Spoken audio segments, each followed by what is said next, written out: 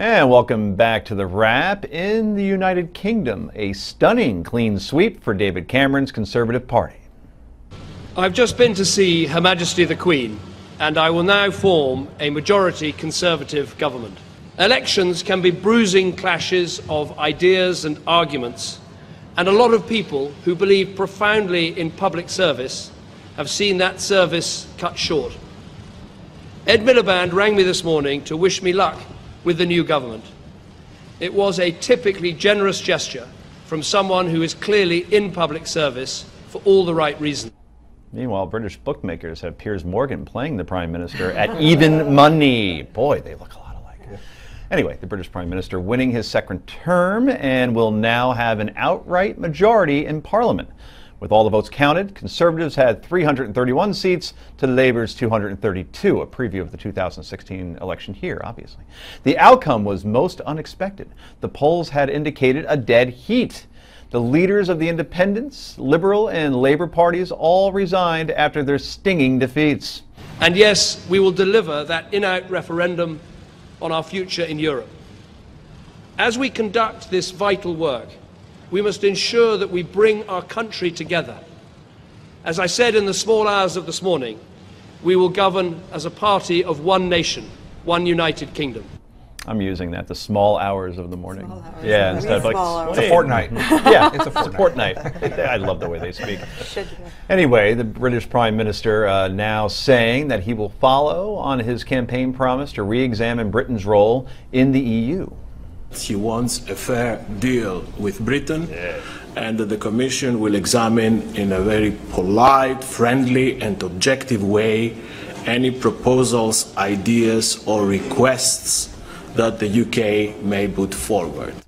Well, if you're wondering whatever happened to Michael Dukakis, we now have our answer. A spokesman for the EU looks forward to sitting down with Mr. Prime Minister Cameron. Britain needs a Labour Party that can rebuild after this defeat so we can have a government that stands up for working people again. And now it's time for someone else to take forward the leadership of this party. Cameron is also promising to move ahead with a plan to give more powers to Scotland, which my in-laws will like, which voted overwhelmingly for the pro-independent Scottish National Party.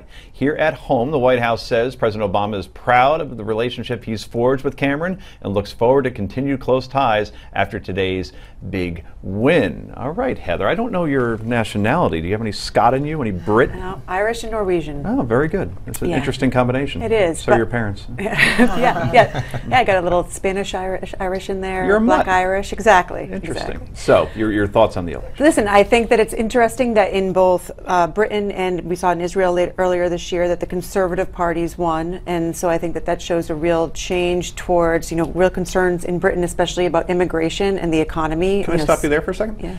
Conservative Party in Britain, just for the layman's at home, does that stand? Is that basically the same as the Conservative Party here? Same They're thing different. I was wondering. Yeah. It's similar. It's similar. They have similar outlooks, I would say. The Labour Party is more towards the Democratic, and sometimes they are the Labour Democratic Party.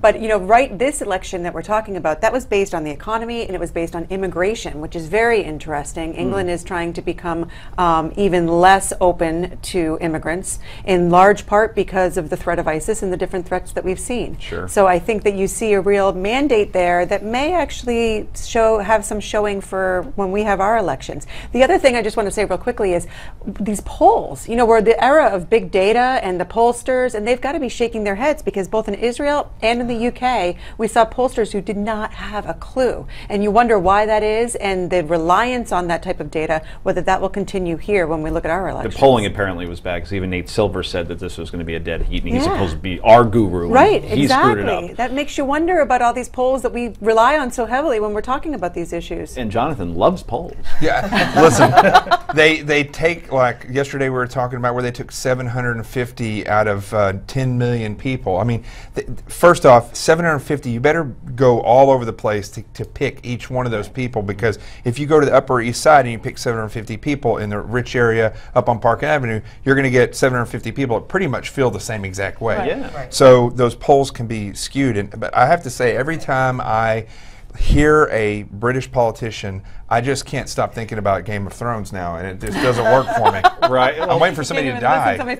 Yeah, Joffrey gets poisoned, and then that's a I good just point, want to Susan. say, my first husband ran for public office statewide. We got on the phones one night and started calling people and doing a poll. We called about 150 people, you know, our closest friends and family, sent out a press release, the media covered it. There you go. That was your poll. That was our poll, yes indeed. Wow. Well, personally, my wife and I were rooting for Mr. Cameron. I think he's an outstanding leader. Yeah. But also because we actually named our daughter after the Prime Minister. That's how impressed we are of her. Do we have any evidence of said daughter to share with our Newsmax audience? Oh, Yes. look at that. There she is. See how I worked that in? So Beautiful. Is this her first TV appearance? this is her first TV appearance, actually. And she looks absolutely nothing like me. She looks she like my said, wife and my wife's personal trainer. I can't put my finger on it. Anyway, talking Hillary Clinton, that's next. Stay right here.